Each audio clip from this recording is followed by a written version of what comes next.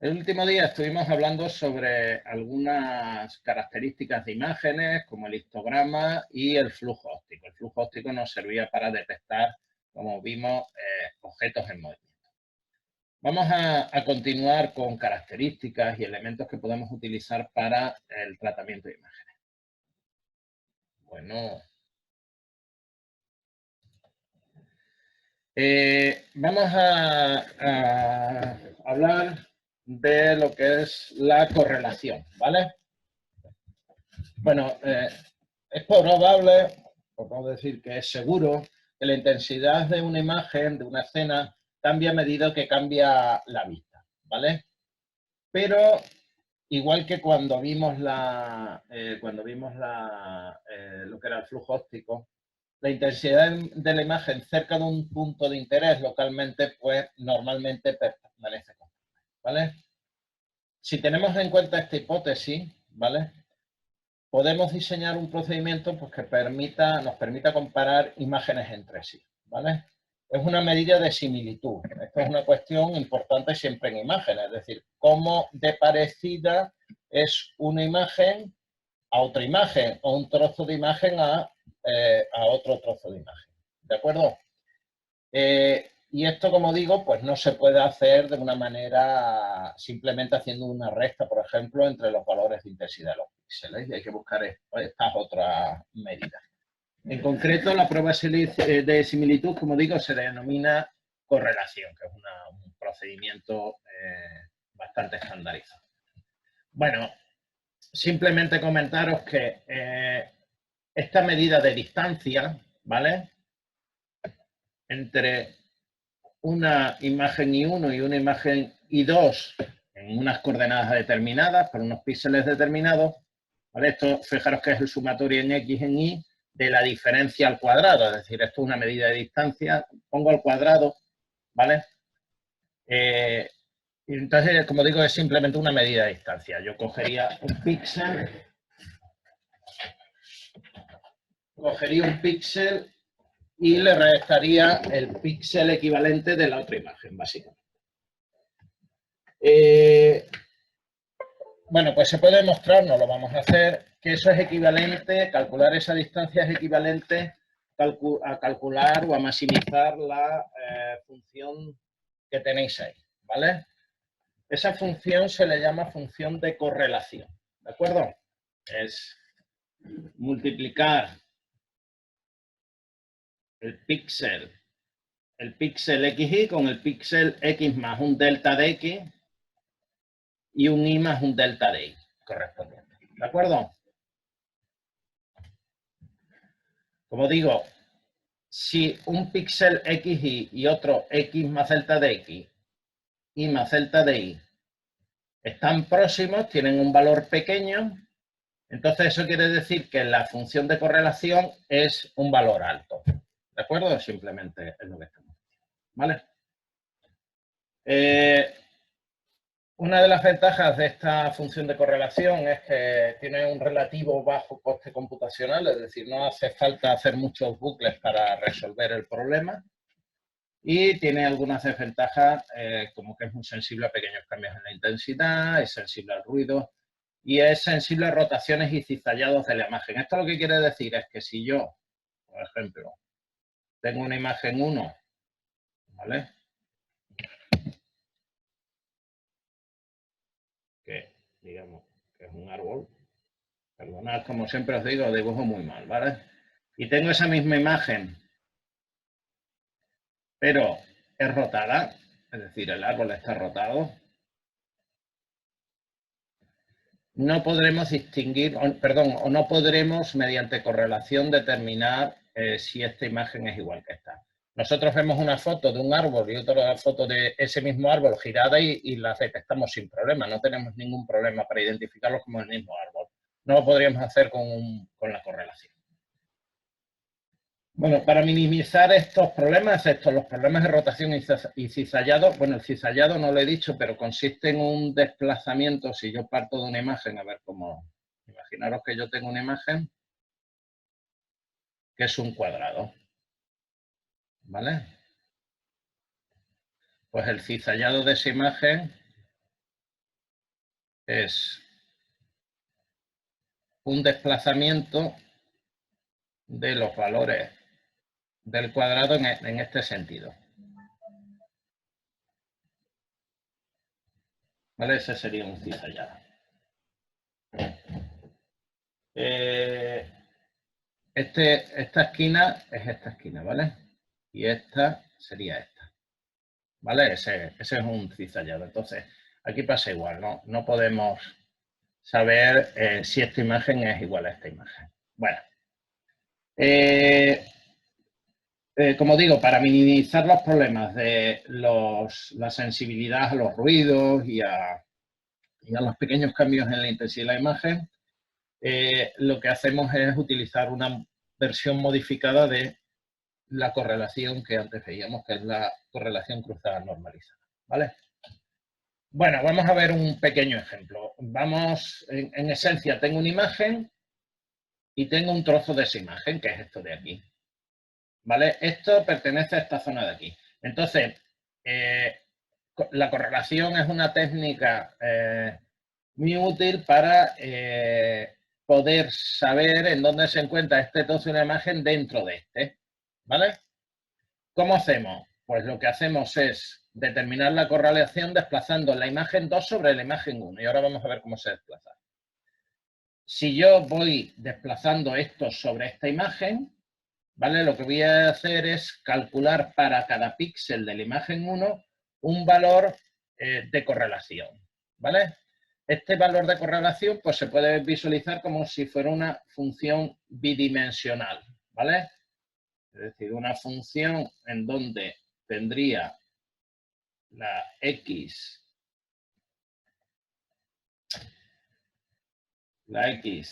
y la Y.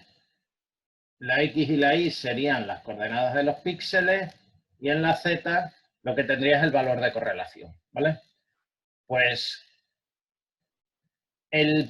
la coordenada XY donde el valor Z se corresponde con la ubicación de este trozo en esta imagen, ¿vale? Una cuestión con respecto al tema del primer punto, perdón, del segundo punto, ¿vale? ¿Cómo paso esto sobre esta imagen? Bueno, pues os lo pongo en una transparencia separada porque es un procedimiento muy habitual, ¿vale? En tratamiento de imágenes, no solamente para correlación. Es muy habitual hacer funciones de este tipo en las cuales un trozo de una imagen o un trozo de lo que sea, una matriz, luego veremos algún otro ejemplo, lo vamos moviendo a lo largo de una imagen completa. Entonces, lo que se hace es, imaginaros que esto es, yo qué sé, 30 píxeles por 15. Bueno, vamos, sí, 30 por 16 píxeles. Pues lo que hacemos es lo que se dice orlar la imagen. Al orlarla lo que hacemos es ampliar en este sentido y en este sentido, bueno, y en este, las imágenes con un valor conocido. Por ejemplo, en este caso yo le he puesto el valor 1, un blanco, ¿vale? ¿Y cuántos píxeles tengo que subir? Bueno, pues si esto hemos dicho que es 16 de alto y 30 de ancho, voy a ahorrarla aquí con 8 píxeles y aquí voy a ahorrarla con 15 píxeles, ¿vale? Y aquí lo mismo, 15, 8 y aquí otros 8, ¿de acuerdo? De esta manera yo puedo poner la imagen 2 de este ejemplo aquí, donde este es el centro de la imagen 2, ¿de acuerdo? Obviamente aquí no voy a tener la similitud, ¿vale? Pero me interesa hacer el cálculo de la correlación para todos los píxeles, ¿de acuerdo? Simplemente, para que sepáis un procedimiento, ya os digo, muy utilizado en visión o en tratamiento de imágenes también, y que veremos luego posteriormente también cuando veamos los tipos de filtros para detección de error, ¿vale? Bueno, como digo, Entonces, lo que vamos a hacer, bueno, esto es un vídeo, vamos a ir moviendo, como veis, lo verde representa la imagen 2 y la vamos a ir moviendo de esa manera sobre la imagen, ¿vale? Bueno. Una vez hecho eso, como digo, tenemos una función bidimensional en donde la X número de fila, la Y el número de columnas y la Z es el valor de correlación. Si lo represento de forma tridimensional tenemos esta función y ese pico podemos ver, esto es una proyección en el plano XY, el número de fila, el número de columnas. Entonces, podemos ver que esa coordenada es el máximo. Eso, fijaros que la hemos orlado, por lo tanto el tamaño el tamaño que nos marca aquí no es exactamente el mismo tamaño de la imagen, pero como yo sé cuánto lo he orlado a un lado a otro, puedo hacer un cambio sin problema. ¿Vale? Entonces, según esta imagen, en el píxel 210, 272 tengo este máximo, pero, debido, como os digo, al orlado que he hecho de la imagen, eso en realidad se corresponde con el píxel 7475, ¿vale? Esto simplemente es restarle los valores que he sumado para hacer el orlado de la imagen.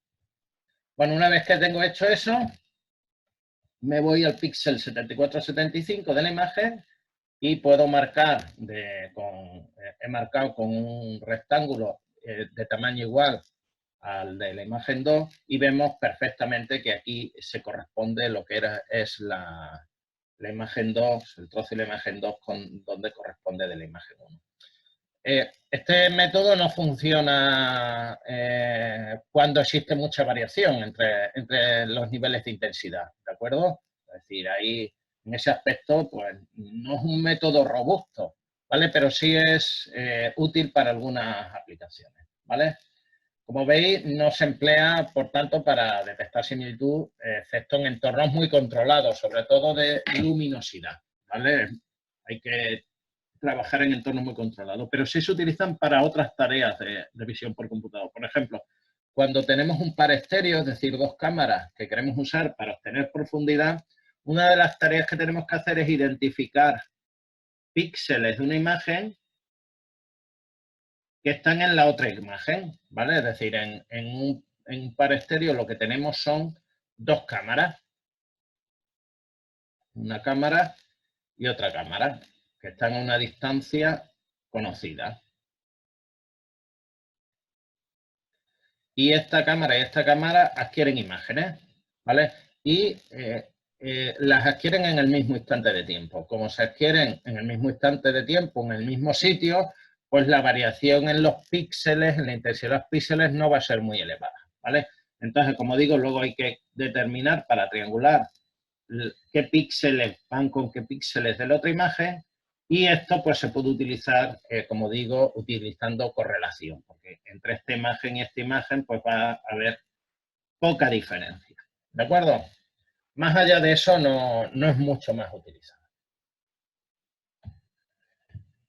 Bueno, hasta ahora hemos visto características o descriptores que se utilizan de forma global con toda la imagen, ¿vale? Pero esto en muchas situaciones pues no es útil, ¿vale? Porque hay a veces zonas de la imagen que no tienen una información muy significativa.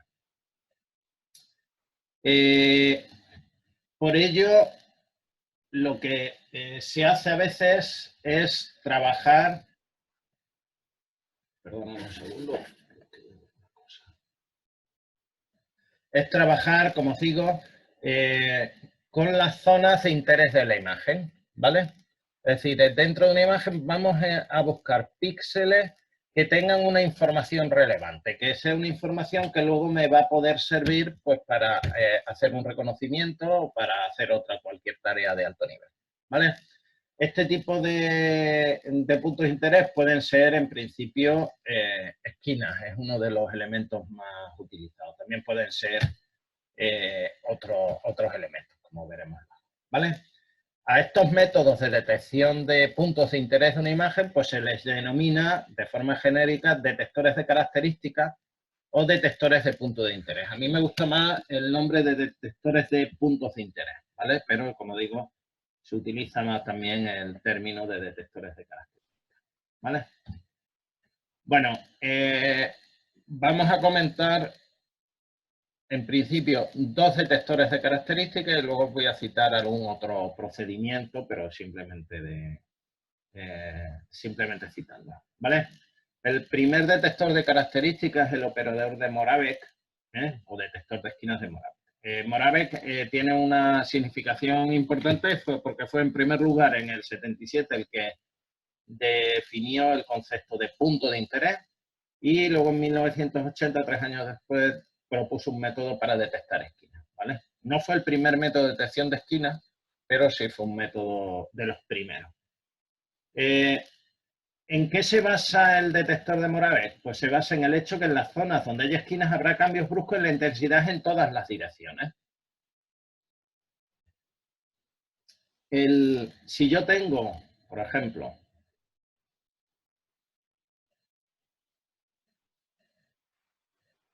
esto es una imagen, en esta imagen tengo una línea, por ejemplo.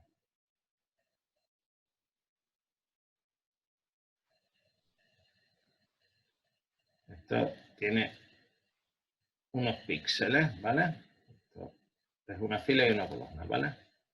Si esto es una línea y yo me sitúo aquí, si yo veo la diferencia entre este punto y este punto, será una diferencia elevada. Esto puede ser, imaginaros que estamos en una imagen binaria pura, pues esto será un 0.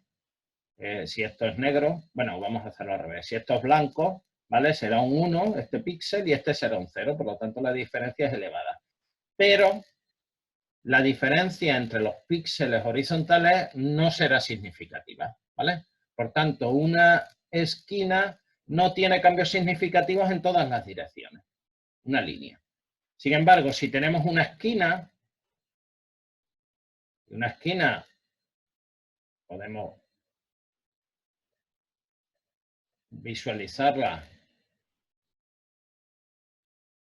como un punto, no sería, esto sería el caso extremo, obviamente, ¿no? Pero un punto de este tipo, la diferencia entre este y este va a ser elevada, entre este y este va a ser elevada, pero además también entre este y entre este y este, ¿vale? Por tanto, una esquina, como os digo, el detector de esquinas de Harry se basa en esta característica. Oye, las esquinas van a estar en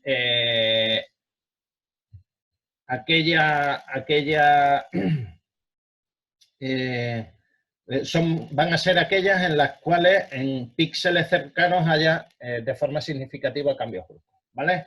Entonces, ¿qué es lo que hace Moravec? Pues en primer lugar calcula la distancia como un valor en la raíz cuadrada del valor de x y con un x más k, un y más l. Es decir, si yo estoy aquí, el xy, pues con este píxel de aquí, con este píxel de aquí, con este píxel de aquí, con este, con este, con este, con este y con este, con todos esos, ¿vale? En vertical, en horizontal y en diagonal, ¿vale? Y calcula para cada uno de estos píxeles, para este píxel calcula todas estas distancias, todas las que están en ese entorno, ¿vale? Esto simplemente es poner matemáticamente eso de ahí. Y una vez que tengo eso, defino el operador de Moravec, que es el mínimo de estas distancias, ¿vale? Es decir, el mínimo, a ver si soy aquí capaz de dibujarlo.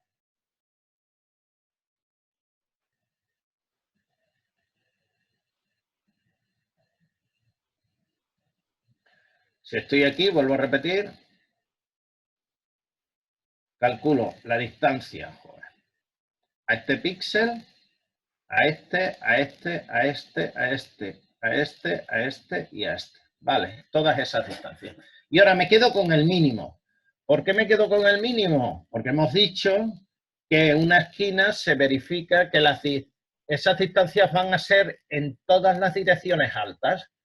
Si yo tengo una línea en vez de una esquina, es decir, esto lo tengo relleno,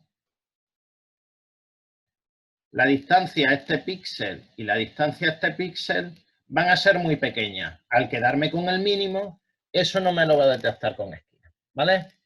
¿De acuerdo? ¿Entendéis el tema? ¿Lo vais siguiendo? Vale. Bueno, eso sí, una vez que ya tengo esta función de Moravec, con este operador de Moravec, me quedo con los máximos locales de esta función, que son las que corresponden con las esquinas, ¿vale?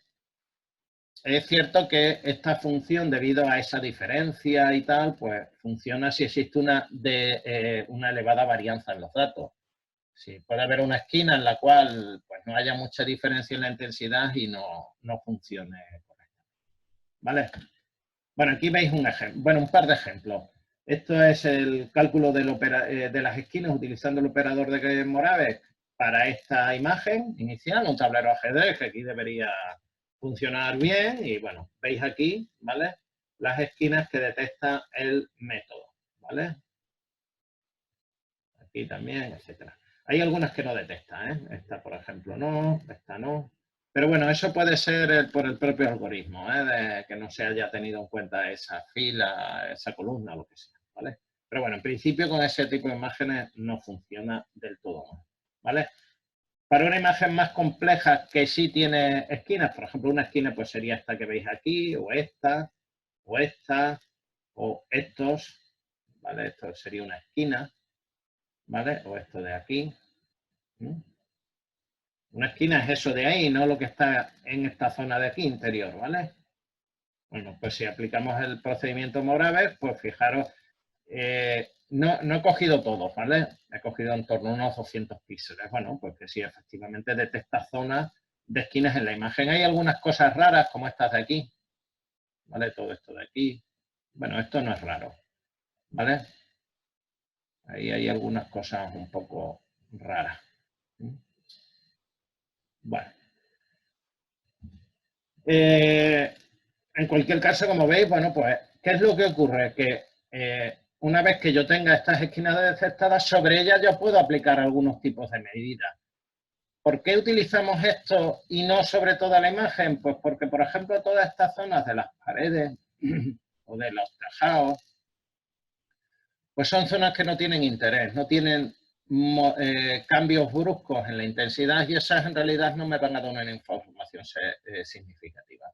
Trabajando con esto sí va a existir modificaciones significativas que hagan que las cosas, pues luego las aplicaciones de reconocimiento o cualquier otra aplicación, pues nos resulten o funcionen, ¿vale? Bueno, hay otro detector, es el detector de Harris, este es también de los años 80, creo recordar, no lo he puesto aquí, perdonad, bueno, creo que es de los años 80. Es una mejora del método de Moravec, ¿vale? Se basa en el hecho de que los movimientos, de que pequeños movimientos en la imagen cerca de una esquina tendrá un gran efecto sobre la estructura local de la imagen.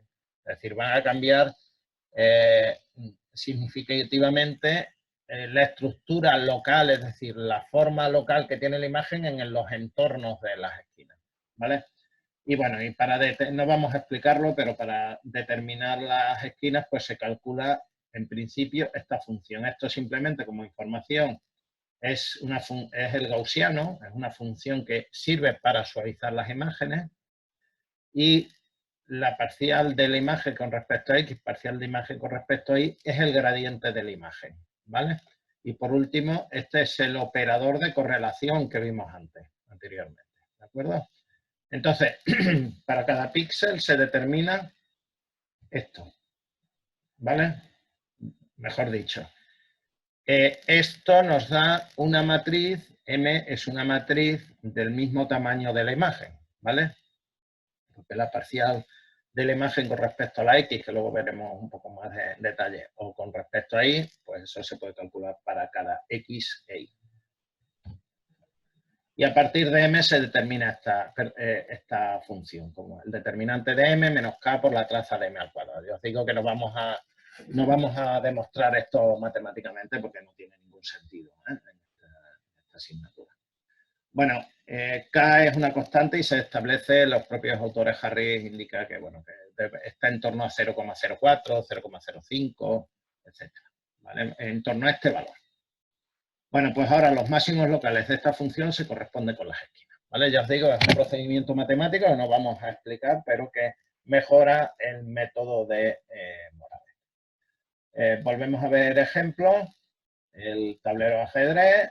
Aquí esencialmente no existen cambios con respecto al procedimiento de Moravec, pero en el caso de Harris, pues sí determina, fijaros, esto creo recordar, bueno, ahora lo veremos. No lo determinaba, no tiene todas estas zonas de aquí, que esta zona de aquí me la detectaba como esquina, ¿vale? Entonces, fijaros aquí, esta esquina y esta esquina la determina perfectamente, o esta de aquí, ¿vale? Bueno, aquí veis la comparativa de un método y otro, ¿vale? Este es Moravec y este es Harris, ¿vale? La información de estos puntos del método Harris es más significativa que esta de aquí, ¿vale? Ya os digo, bueno, evitamos esto, que tampoco es muy significativo y realmente cogemos más esquina, ¿vale? Bueno, otros métodos, como digo, no vamos a ver así en detalle muchos más. El método de Harris es muy potente y sigue siendo empleado. Se utiliza mucho para calibración de cámaras. No sé si recordáis cuando os comenté la calibración de cámaras, que se utilizan patrones preestablecidos, muchas veces patrones tipo tablero de ajedrez, y entonces podemos utilizar el método de Harris para determinar dónde sean las esquinas, es decir, patrones similares a este de aquí. Bueno,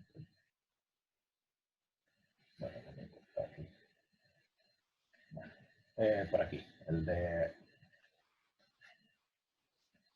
No. ¿Me estáis oyendo? Sí, sí. Vale, vale. Es que estoy teniendo un problemilla. Esto se queda como colgado.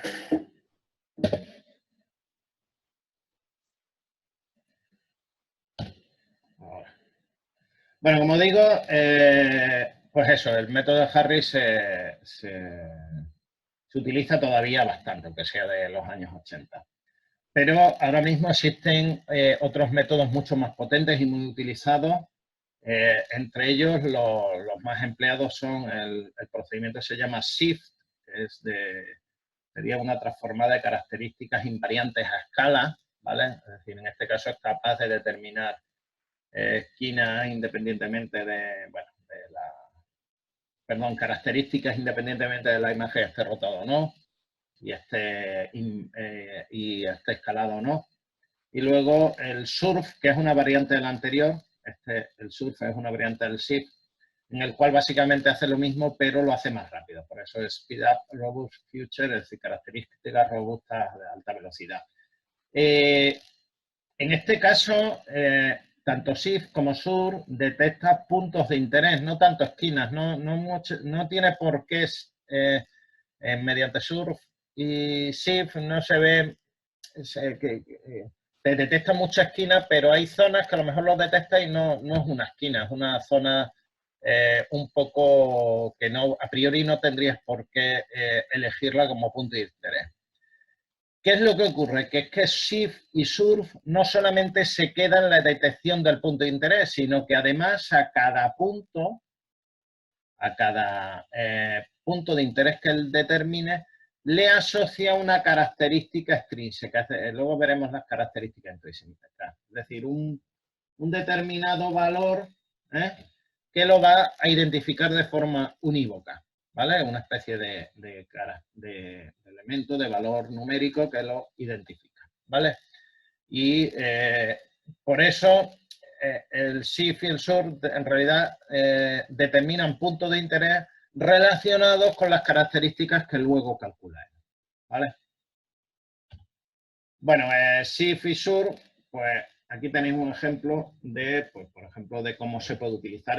Son dos imágenes que en realidad es la misma, esto es SIFT, en la cual tenéis aquí, no sé si lo veis en rojo, es la imagen en la que se ve al hombre por aquí, ¿vale? Y luego está la verde. Y entonces tenemos puntos macheados, es decir, puntos que él determina como equivalentes, perdón, punto de interés, y encima luego con sus características es capaz de decir que son los mismos puntos. Por ejemplo, pues este hombro coincide con este hombro, ¿vale? O yo qué sé, bueno, se ve un poco este punto, a ver, ese no lo veo bien, con este punto, etcétera, ¿vale? Es decir, son procedimientos mucho más potentes porque no solamente te determina el punto de interés, sino que luego es capaz de identificar qué punto, qué matching, qué acoplamiento va con, o qué píxel se corresponde con qué otro píxel, ¿vale? Como digo, estos sí son métodos muy utilizados en la actualidad, junto con otros, ¿vale? Bueno, vamos a pasar a hablar ahora de bordes, ¿vale? De los bordes de las imágenes. Los bordes es una de las características intrínsecas, sin duda, más empleadas en tratamiento de imágenes, en visión por computador, ¿vale? Y además están refrendadas por estudios neurológicos que identifican que los primeros procesamientos que hace el cerebro cuando adquiere una imagen es precisamente esto, detectar los bordes de la visión, de la información que estamos recibiendo, ¿de acuerdo? Por lo tanto, como digo, es un método muy potente y que se utiliza de forma masiva en visión por computador. Un borde se define como aquellas zonas en las que aparecen cambios bruscos en la intensidad de la imagen. Igual que la esquina. La única diferencia es que ahora no es necesario que el cambio brusco sea en todas las direcciones. En este caso, el cambio brusco normalmente es en una única dirección, ¿vale? Como digo, estas zonas de cambios bruscos pues son los bordes de la imagen, ¿vale? Claro, cuando hablamos de bordes, podríamos pensar que son los límites que definen un objeto. Es decir, si yo veo esta foto de aquí, ¿qué es un borde para mí cuando lo veo? Bueno, pues podría considerar que este es el borde, esto que os estoy marcando, el exterior de la moneda, aquí el exterior de la moneda, o aquí, ¿vale? Pero en tratamiento de imágenes no solo es eso el borde es eso, pero todos los cambios bruscos que aparecen, fijaros aquí internamente dentro de las monedas. Todo esto se detectaría mediante estos algoritmos que vamos a comentar ahora. Para conseguir estas imágenes, ¿vale? Es decir, estas imágenes, esto simplemente es una imagen que tiene el mismo tamaño que esta y en la cual marco a 1 donde hay borde y marco a 0 donde no hay borde, ¿vale? ¿Cómo se hace? Bueno, pues como resulta que lo que estamos buscando son cambios bruscos en la imagen, pues vamos a utilizar funciones que determinen dónde hay cambios bruscos. En principio, el gradiente, que es la primera derivada, o el laplaciano, que es la segunda derivada. Si yo tengo, esto es una representación en el eje, en uno de los ejes, en el eje X de la imagen, y esto es la intensidad. Entonces, de pronto, tiene un valor determinado, imaginaros, 40 de nivel de intensidad, y aquí llegamos a 200, ¿vale? Entonces, entre un píxel y el siguiente va cambiando un poco, pero es un cambio relativamente brusco entre 40 y 200. Bueno, pues si yo calculo la derivada de esta función, pues obviamente aquí tengo un máximo, ¿vale? Si yo represento la y la derivada de esta función, ¿vale? Este máximo se encuentra precisamente en ese píxel. Si yo hago la derivada de esto, pues aquí, como esto es un máximo, pues tengo un 0, ¿vale? ¿De acuerdo? Por tanto, puedo utilizar el gradiente y buscar máximo o puedo detectar, calcular la laplaciana de la imagen y detectar cruces por 0, ¿vale? ¿Cómo hago la derivada de la función? Bueno, perdón, antes de eso. Esto es un poco matemáticamente cómo vamos a emplear, pero el algoritmo de detección de borde va un poco más allá, ¿vale? En principio es el cálculo del gradiente o el laplaciano de la imagen, ¿vale? Parto de una imagen y calculo el gradiente. El ejemplo este es con gradiente. Calculo el gradiente, ¿vale? El gradiente, como no es una función, aquí yo he representado en X, pero voy a tener una variación de la intensidad en X y otra variación de intensidad en Y. Por lo tanto, voy a tener una derivada en ese sentido y voy a tener otra derivada en ese sentido, ¿vale? Es decir, la función del gradiente es doble, ¿vale? Aquí lo que tengo representado, ¿vale? Tengo un g sub x, un g sub y, una derivada en x de la imagen y una derivada en y de la imagen. Aquí tengo representado el módulo del gradiente, ¿vale? Entonces, a partir de este módulo del gradiente, lo que hago es determino los valores máximos de esta imagen de gradiente. O en el caso de que trabaje con el laplaciano, determino los cruces por cero.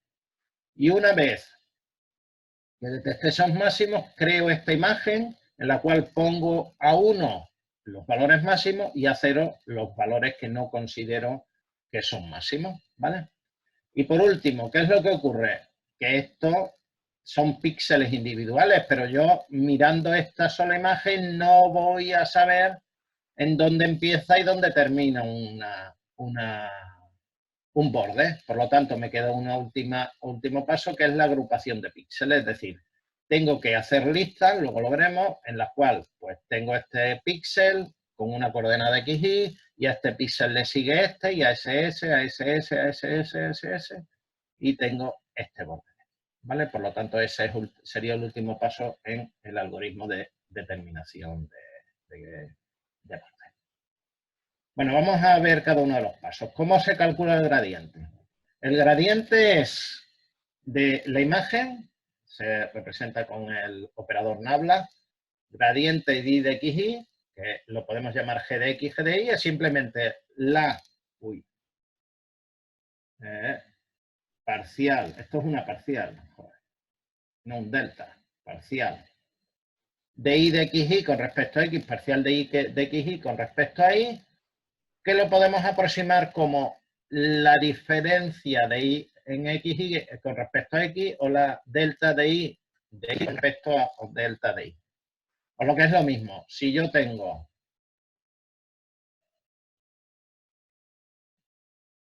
en una imagen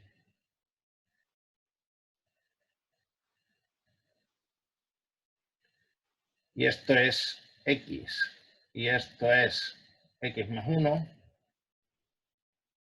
y esto es y esto es y más 1, puedo determinar el gradiente para este píxel en x. Joder.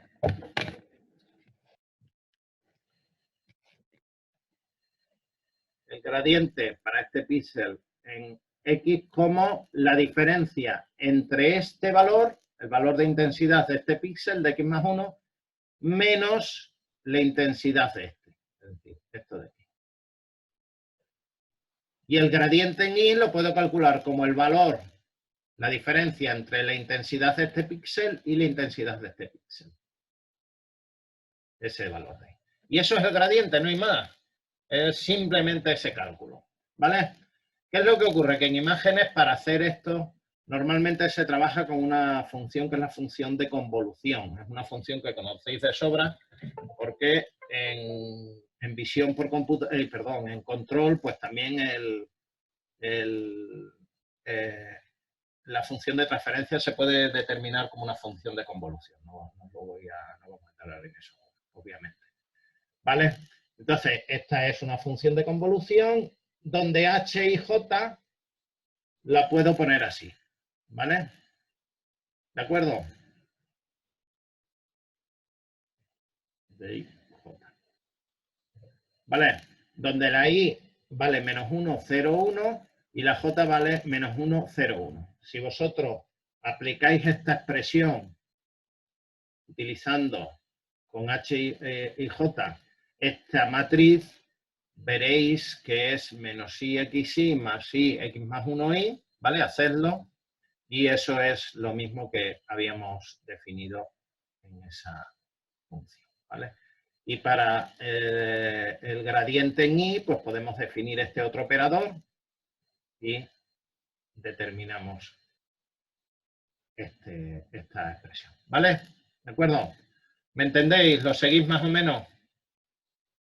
Aquí es muy sencillo, aunque parezca un poco complicado, es sencillo. Simplemente el gradiente en X se calcula como la diferencia en el eje X entre los valores de intensidad. Y en el eje Y como la diferencia entre los valores de intensidad. ¿Qué es lo que ocurre? Que no es necesario siempre utilizar estas matrices y aparecen distintas versiones. Aquí tenéis varios operadores, varias matrices. El primer operador, este de aquí, es el operador de Rover, es menos sensible al ruido, es más robusto. Este es el operador, en este caso este es el 0, la posición Y, 0 y 1. Y ahí tenéis la J, 0 y 1. ¿Vale? Este es el operador pre-width, ¿vale? Fijaros que esto es en X, fijaros que aquí os está marcando que va a ser, para este píxel va a ser este menos este, más este menos este, más este menos este. Tiene más, captura más información de la que anteriormente dijimos. Y en Y, pues esto de aquí. Este es el operador de Sobel, más sensible a bordes diagonales, es decir, la diferencia, tiene más en cuenta la diferencia con bordes diagonales. Y este es el operador isótropo de Freichen, que es un intermedio entre ambos. ¿Vale? Estos son simplemente máscaras que podríamos utilizar, que son las H y J, que podríamos utilizar en esa expresión de correlación. Bueno, hemos dicho que también se puede utilizar el laplaciano. El laplaciano tiene un problema, que es mucho más sensible al ruido. Si hacemos la derivada segunda, tenemos mucho más ruido en la imagen. Entonces, normalmente se utiliza, no se calcula directamente el laplaciano de la imagen, sino que se calcula el laplaciano de la gaussiana de la imagen, ¿vale? Lo que se llama LOG, el laplaciano gaussiano. ¿Por qué se hace esto? Esto es el gaussiano y esta es la imagen. Esto se hace porque la gaussiana hace siempre un filtrado de una imagen, ¿vale? Simplemente por comentar un poquito este tema, ¿vale? Hay un operador para calcular esto, que es el de Maral-Hildreth, pero necesita 35 por 35 píxeles, aunque hay versiones posteriores que ya hacen uso, simplificaciones de máscara de 5 por 5. En cualquier caso, el laplaciano de la gaussiana sigue siendo un procedimiento que aplica mucho ruido y no es totalmente utilizado, es más utilizado el uso del gradiente. Y muchas veces, igual que hemos hecho que se propone el laplaciano del gaussiano, se utiliza el gradiente o diferencia, el gradiente es lo mismo, la diferencia, estamos haciendo una diferencia de píxeles del gaussiano, es decir, primero filtramos con un gaussiano la imagen y luego hacemos el gradiente, lo que hemos visto anteriormente, ¿vale? Bueno, paso 2. Ya tengo calculado el gradiente. ¿Qué es lo que tengo que hacer? Bueno, pues tengo que crear esa imagen en la cual asocie un 1 o un 255, 2 elevado a 8 menos 1 a las zonas con borde y 0, es decir, no hay borde a las zonas que no son borde. ¿Cómo podemos hacerlo? Pues hay muchas maneras, ¿vale? Hay muchas maneras, pero por ejemplo, una manera es calcular el gradiente en X y Y, calcular el módulo. Eso es una imagen en nivel de gris. Y luego calculamos el histograma. Aplicamos el método de Otsu que vimos el otro día y determinamos cuál es el valor que me permite umbralizar la imagen de gradiente. Y lo usamos, ¿vale? Lo veis aquí, verás cómo es más sencillo. Tenemos esta imagen. Calculamos el gradiente, el módulo del gradiente, que es la raíz cuadrada del gradiente en X más el gradiente en Y, cada uno de ellos al cuadrado. Esto Gx y Gi se calculan aplicando la convolución con los filtros que vimos antes. Y aquí tenéis una imagen en nivel de gris en donde en cada píxel tengo el valor del módulo. Fijaros que hay zonas que son 0, que no tienen variación o son muy pequeñas, y otras zonas que son un poco más grises y van haciéndose más blancos cuanto mayor es el valor del gradiente. calculo el histograma, este es el histograma de esta imagen, y aplicando el método de Otsu, vemos que el umbral está en 65. Pues ahora cogemos y decimos, bueno, pues mi imagen de bordes definitiva va a ser igual a 255 si el gradiente de XY es mayor que el umbral de Otsu, y va a ser 0 si el gradiente es menor que el umbral de Otsu. Y tenemos ya definitivamente detectados los bordes, ¿vale? Este es un procedimiento, un posible procedimiento para determinar esta imagen a partir de esta, ¿vale? Este paso es, como digo, el paso 2. Existen otras muchísimas formas de determinar la imagen de borde, ¿vale? Algunas no solamente utilizan el módulo, yo hablo nada más que el módulo, pero si yo tengo un GX y un GY, voy a tener una fase como la arcotangente de GY dividido por GX. Eso me va a dar la dirección principal del gradiente, ¿vale? Y hay métodos que utilizan no solamente el módulo, sino la fase del gradiente. Hay otro detector que es importante, que es el detector de Cani, que determina una imagen similar a esta que tenéis aquí, pero una vez de eso aplica una función de optimización. En concreto, minimiza el error, eso es una obviedad, que es detectar bordes y solo bordes, localiza, minimiza la localización, obviamente la distancia entre el píxel señalado como borde y borde real debe ser tan pequeña como se pueda, y la respuesta, que es que no se pueden identificar varios píxeles como bordes si solo hay uno, ¿vale? Pero como digo, Cani utiliza esta optimización a posteriori para mejorar la búsqueda. Bueno, aquí tenéis algunos métodos, ¿vale?, de detección de bordes.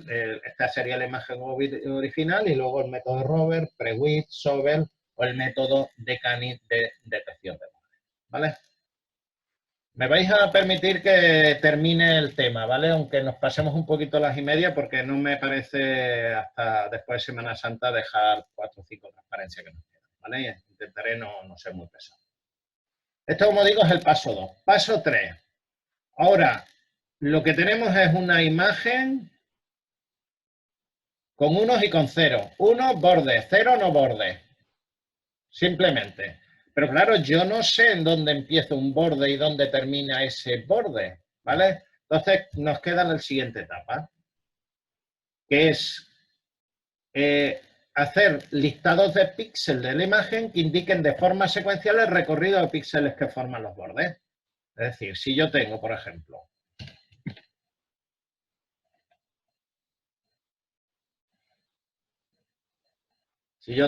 joder, bueno,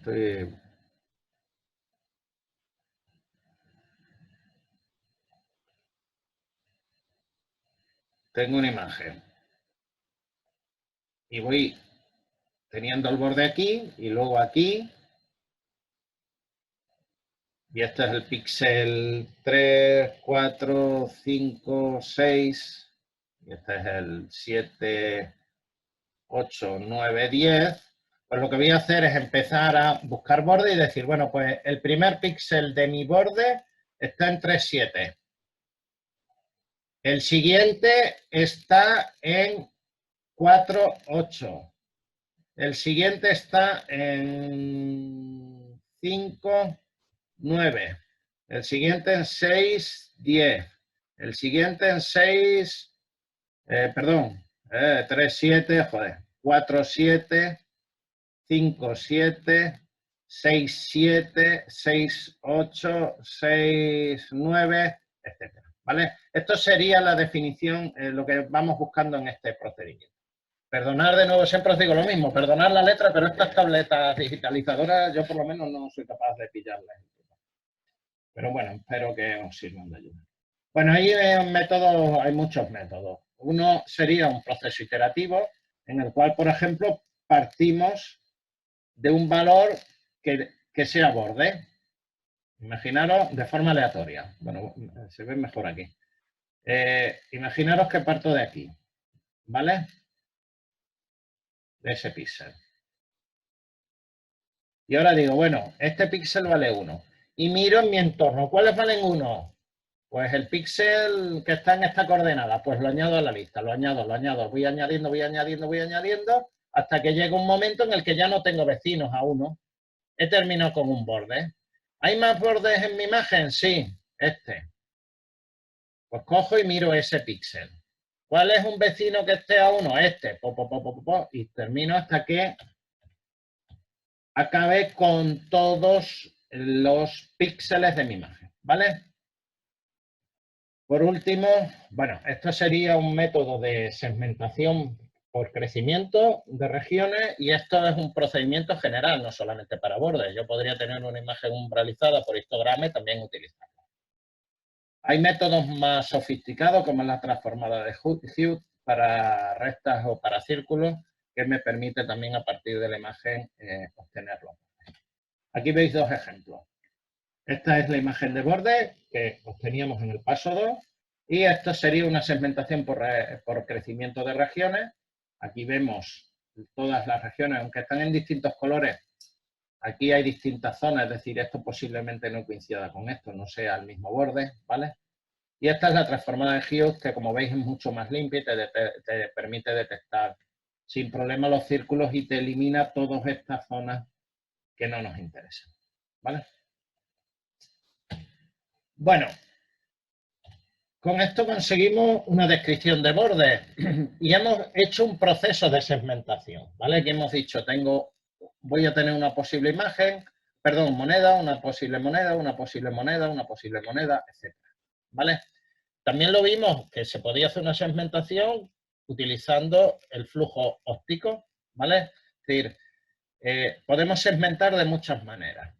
Pero una vez que segmentamos, ¿qué podemos hacer? Bueno, pues ya se pasaría a la última fase, que es la de características extrínsecas.